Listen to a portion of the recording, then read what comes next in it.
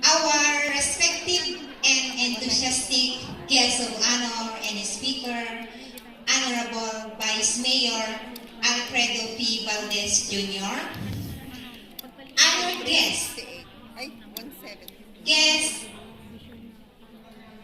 benevolent donors and sponsors, guest performers, leaders and members of different community associations, reigning Her Majesty Queen Thelma the First and her Royal Court, my dear fellow officers and members, friends, ladies and gentlemen, good afternoon.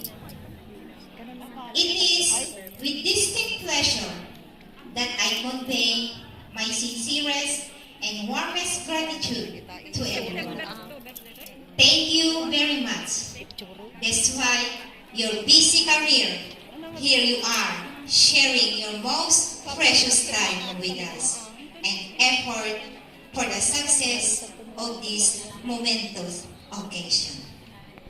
As we celebrate our 7th-year anniversary with a theme, Unity and Cooperation Towards Success, is just a fitting ahead that best describes our association, for we have maintained our cohesiveness through the years despite some differences.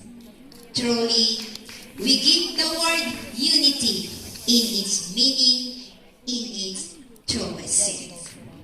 Unity is best described as the state of being undivided and unbroken.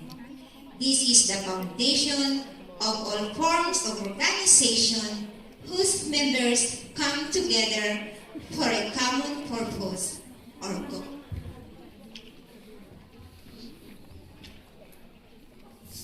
A foundation built on trust and harmonious relationship. Without these primordial attributes, an organization will fade and wither away before it is even started. Now, in its second of our association's existence, I urge you to continue what we have started. That is to take in the responsibility of seeing to the well-being of our fellow Sanniculeños who are far from our homeland.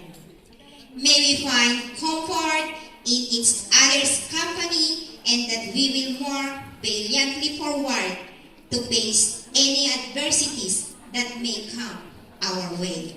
For I believe that with our established band, we shall prevail. Kidaweg kadigitipadak nga mangbukbukel, iti daytoy ang grupo.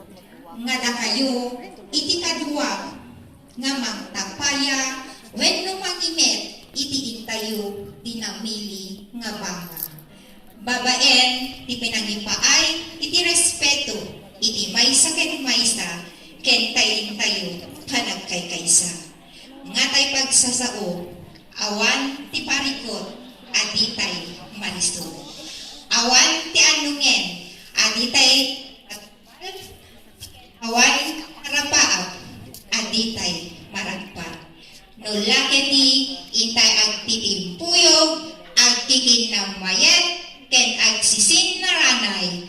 Diyos ti agnina, ay ayaten kayo amin.